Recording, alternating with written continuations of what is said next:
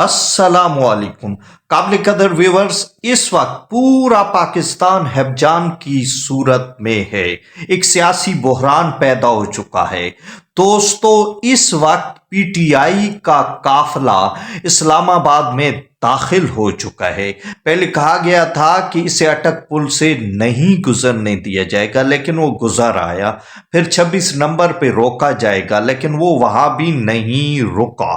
اب دوستو یہ بات ہو رہی ہے کہ پشاور موڑ میں ان کو کہا جائے گا کہ یہ دھرنا دیں، لیکن لگ ایسے رہا ہے کہ پی ٹی آئی ڈی چوک کے علاوہ کہیں اور دھرنا دینے پہ راضی نہیں ہوگی۔ لیکن دوستو، اس وقت سب سے بڑا سوال، قانونی سوال یہ پیدا ہو رہا ہے کہ عمران خان کیسے رہا ہوں گے، کیونکہ پی ٹی آئی کی سب سے بڑا مطالبہ، بڑی ڈیمانڈ یہ ہے کہ عمران خان کو رہا کیا جائے۔ دوستو، ہم آپ کو بتائیں گے کہ وہ قانونی طریقہ کیا ہو سکتا ہے، کیونکہ اس وقت ہر دماغ اس بات پہ کام کر رہا ہے کہ عمران خان کو اگر رہا کیا گیا تو کیسے ہوگا۔ مگر دوستو، میرے دوستوں نے مجھے کہا کہ آپ سپریم کورٹ کے وکیل ہیں، آپ ہمیں بتائیں کہ عمران خان کیسے رہا ہوگا۔ تو دوستو، قانون گو ٹی وی آپ کو بتاتا ہے کہ عمران خان کی رہائی کا ممکنہ طریقہ کار کیا ہو سکتا ہے۔ قابل قدر ویورز، آپ کی قانونی رہنمائی کے لیے اور آپ کے تجسس کو ختم کرنے کے لیے میں بتاؤں کہ وہ طریقہ کار اختیار کیا جائے جو 12 ستمبر 2018 کو اختیار کیا گیا تھا۔ تو دوستو، آپ کو یاد ہوگا کہ 12 ستمبر 2018 میں جو طریقہ اختیار کیا گیا اسے کہتے ہیں پیرول پہ رہائی۔ اس میں میاں محمد نواز شریف، کیپٹن صفدر صاحب وغیرہ کو رہا کیا گیا تھا، تو وہ پیرول پہ ان کی رہائی ہوئی تھی۔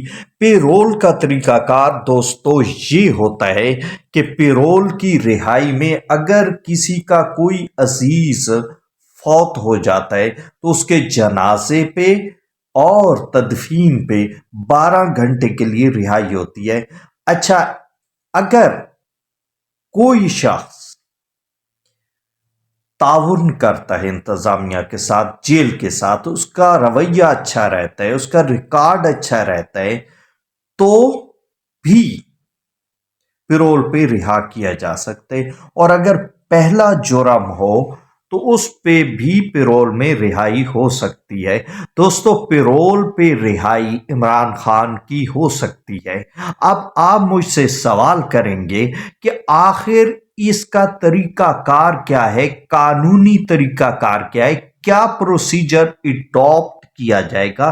تو دوستو، پیرول کی رہائی میں جو طریقہ اختیار کیا جاتا ہے وہ میں گوش گزار کرتا ہوں، آپ کی خدمت میں حاضر کرتا ہوں۔ وہ دوستو طریقہ یہ ہے کہ پیرول کی رعایت حاصل کرنے کے لیے یہ ہوتا ہے کہ ملزم درخواست دیتا ہے صوبائی گورنمنٹ کو۔ اچھا دوستو، کیا عمران خان درخواست دیں گے؟ یہ بھی ایک علیحدہ سے سوال ہے۔ مگر پی ٹی آئی جب کہہ رہی ہے کہ ہمیں عمران خان کی رہائی چاہیے، بانی پی ٹی آئی کی رہائی چاہیے، تو پھر اس کے لیے انہیں درخواست دینی پڑے گی۔ پھر صوبائی حکومت صوبائی داخلہ کمیٹی بناتی ہے جو صوبائی داخلہ کے افسران پر اور پولیس کے افسران پر اور جیل کے حکام پر مشتمل ہوتی ہے۔ وہ پھر فیصلہ کرتی ہے کہ ملزم کو 12 گھنٹے کے لیے رہا کیا جائے۔ پھر وہ 12 گھنٹے بڑھائے جا سکتے ہیں مدت، اور ایکسٹینڈ کی جا سکتی ہے۔ اور پھر دوستو، یہ ضروری ہے کہ پیرول پہ جو رہا ہونا ہے وہ کمیٹی رپورٹ بھیجے سیکٹری داخلہ کو۔